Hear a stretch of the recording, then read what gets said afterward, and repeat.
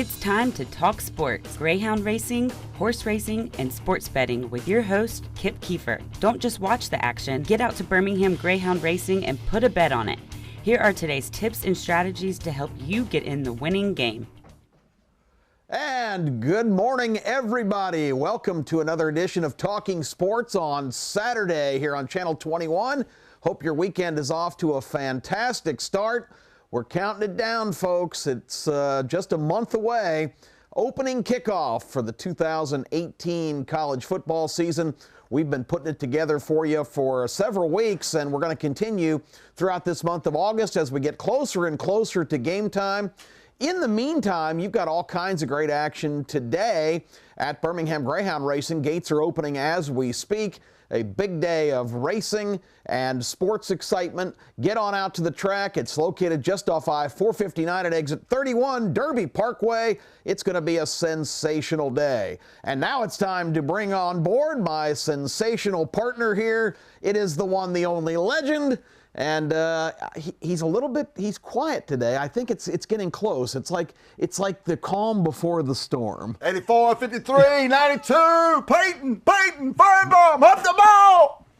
So I'm okay, Kip. We're getting close. Now, I want to do a shameless plug for us to start the show today because we've been having a great time talking about college football and preview and everything. But in a couple of weeks, when we get ready for games, this is going to be the show that you cannot possibly miss if you want to be in the game in college football. Not only in the know of everything that's going on, but we are also here to give you tips and guidance in how to be in the smiling line when the game is over. And getting that cash. You're not going to enjoy that season unless you can put money in that pocket. So you can take that vacation. You know what I'm talking about. You ain't going to be happy, Kip, unless you can put money in the pocket. Because some of your teams are just garbage. So the season's going to be no fun watching your team make some money with Kip and the Legend, baby. And if you're a big Bama fan or Auburn fan and they do have magical seasons and qualify for big playoff games, like you said, Legend, it's not cheap to go to the championship games or the playoff games. No. So if you build up a little nest egg during the year, that could be a nice reward. Nice reward. You know, it's automatic for Alabama. I already got my tickets for the SEC championship game. I already got them, ladies and gentlemen. That is optimistic. This is the privilege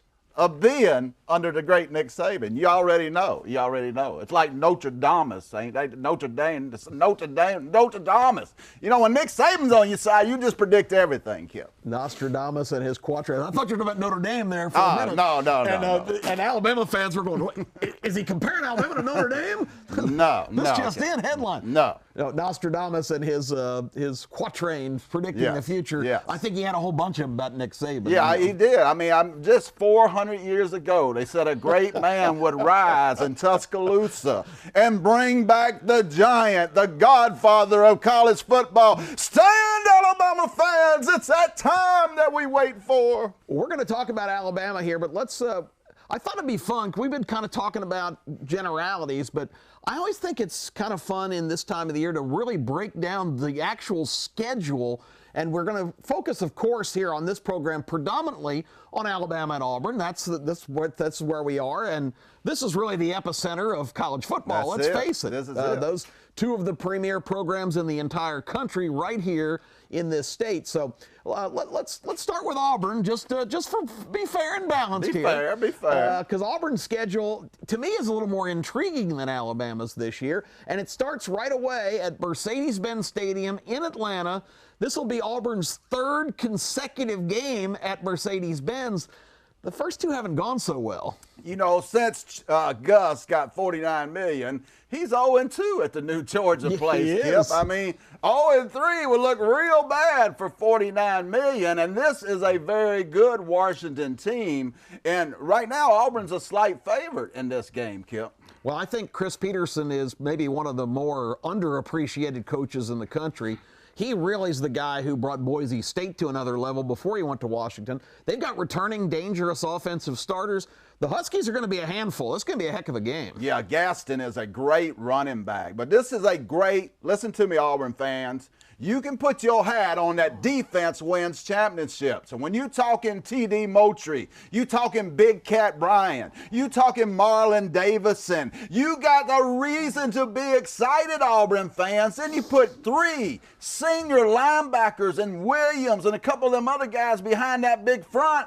I think Auburn gets it done. I got Auburn 1-0 after this first game, Kip. Which would be a huge step forward for them, because if you look at the next part of the schedule, you got Alabama State the next week, the home opener, game. the Hornets Easy coming in, game. which is exciting for them. They're a Montgomery-based school. That's like a neighborhood battle. But then an interesting stretch right away. You talk about just getting into the teeth of thing, the heart of the matter.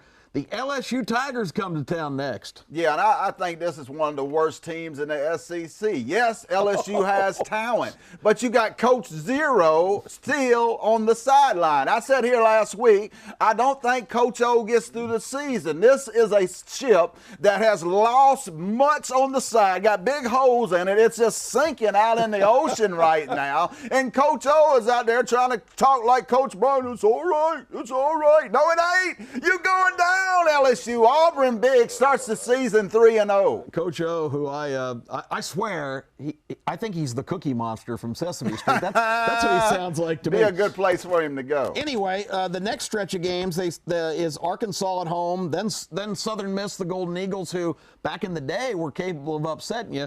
But the point is, Auburn really is homestanding for the next that whole set of September before going on the road for the first time, and that's not an easy chore. It's Mississippi State. Yeah, I got them beating Arkansas. I got them beating Southern Miss. So Auburn starts the season 5-0. Wow. But here's the problem with going to Mississippi State. If Auburn has a problem, it is at running back and it's at offensive line. I expect a big year out of Jarrett Stidham. Big year. When you look at Ryan Davis, when you look at Will Hastings, when you look at Dean Myers, remember Dean Myers? He got a little Randy Ross in it, Randy Moss in it. Oh, I said Randy Ross. I done went wrestling here, Kip. Randy Moss in him. I mean, this is a big-time receiving core, but the problem is against Mississippi State with Jeffrey Simmons and that big defense, Auburn's going to have to run the ball, and there's no Bo Jackson. There's no Brent Fullwood. There's no Joe Cribbs. There's no James Brooks at the University of Auburn. Coming out of the tunnel. There's not. And this is the first time in many years that Auburn ain't had a great running back. It cost them here. Mississippi State gets the victory. Auburn's 5-1 at this point in the season. And I know you're not high on the Volunteers, but Tennessee comes in and plays Auburn. That'll be a common opponent for Auburn and Alabama this year from the East Division, in addition to their... Does Auburn have a road game? Well, they're at Mississippi State. That's the first two. Oh, yeah, okay. Games. They go to Mississippi. And that doesn't happen until October 6th, so that's they don't get out of the state of Georgia and Mississippi all year. Then they go back to Mississippi and play Ole Miss, who I don't really expect much from this year. Then the tough stretch of Texas A&M at Georgia. The Liberty Flames come to town, but that's an interesting cupcake game. And then they wrap up in Tuscaloosa. Well, I got Auburn winning Tennessee game, definitely the Tennessee game. You know, where Auburn will lose at, Georgia will get them. Georgia will start the year kind of green. I look for South Carolina to upset Georgia early in the season, but I think Auburn gets them all, except till they get to the point of the Georgia Bulldogs.